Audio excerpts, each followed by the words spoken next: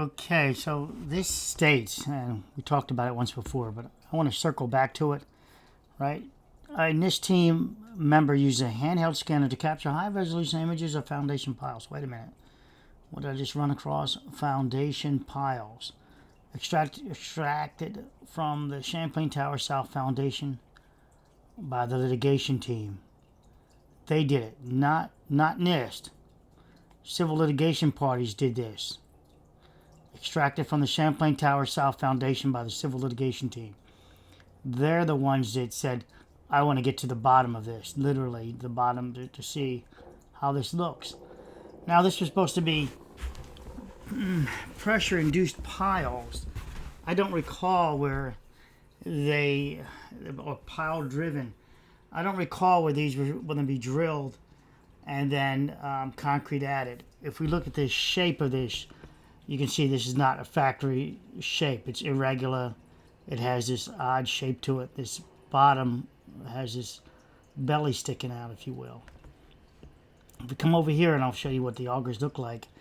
This just drives down. Auger drives down, pulls out. They can drop a cage in, as you can see, and then fill it with concrete. Okay, look to your right. This will be similar to what we had. There's 6 of them, 3 of them. Groups of 9 even, and then they put a pile cap on top. Pile caps, and then piers, and then pier caps. In this case, no pier caps. It goes right up to the floor. Okay, let's look at that one. See that shape, that little belly?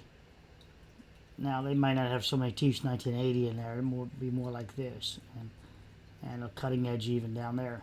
This looks more like getting through some hard rock or something like that. I can't imagine it used down there at all. But do you see how this, the last part of this steel rod is right there, the shank? And that would be here, the center line of it, and that's that part.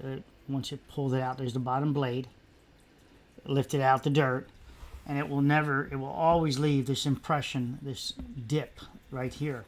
So this looks like an auger-driven pile system, not pile-driven.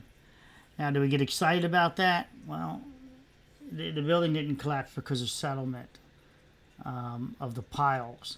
I don't know where this one came from. Could it collapse from the piles? Yes, I told you how it can pull downwards. And that would be, we'd have to pick over there with the deck failure. We'd have to pick over there because it's part of the structure that didn't fall down. The deck is reported to come down first, and the parking garage area. So you'd have to pick the columns that were supporting the building. That's not really a positive. That's not going to happen. They had NIST had surveyors out there shooting the tops of these caps, these pier caps, column heads. Sorry, and they can determine the base even if it's settlement, just without all that impact driving stuff they did, but they did it anyway. And you can see the depth is really, looking at this car, it is on a diagonal. I mean, what did they go down? 10 feet, 12 feet? They were supposed to get 50 tons. As we look at this, maybe they power washed it, and that's why it looks so clean. But you can see the irregular shape of it. And we see a line right here. That's kind of with the same concrete. And then I'm not sure how this connects to here. It looks kind of square now. It looks kind of square. Is that the part of the pile caps system, and they saw cut all the way through it?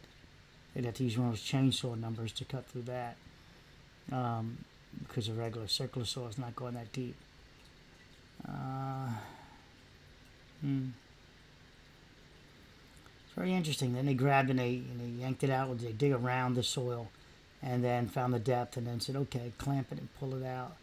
But again, this was done by the litigant party, not by NIST. NIST wanted to do their whole extrapolation through pounding and vibration testing, whereas impact testing, you can see if you grab one of these, you can impact and drive it. But if you try to drive, they come in a set. you know, there's multiple of these. Not one of the system, not one of this pure and pure cap system was a single member. They all had multiple members. So to look at this and to say how it would behave is unfair, because the system was multiples. There were, so it was never, you were never able to load one to one. So you load it. Here is the parking where the pool deck is. It was like this.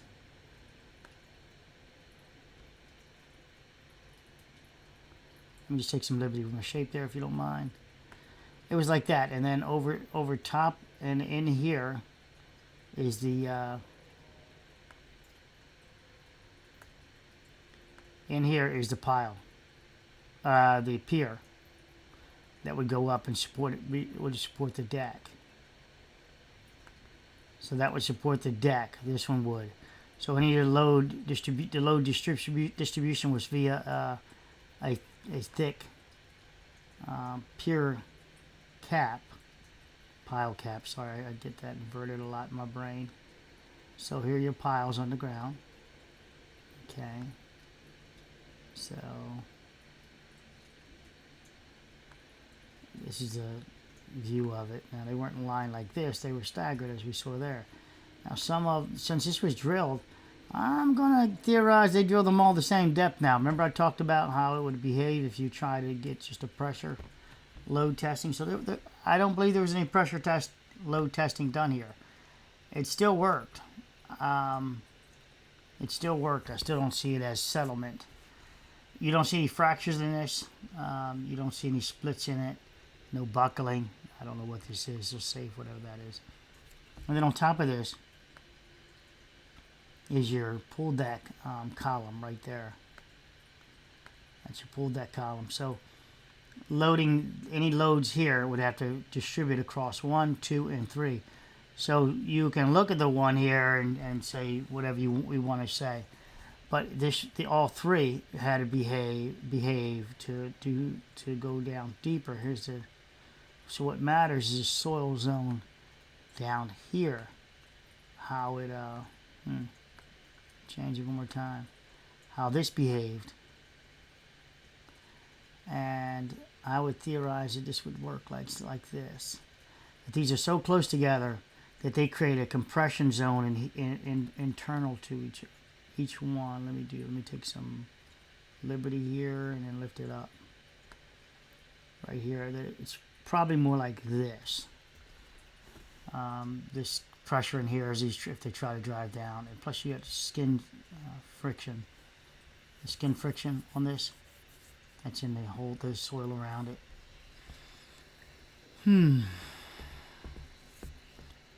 So this would be the soil down here, whatever it may be, whatever it's resting on.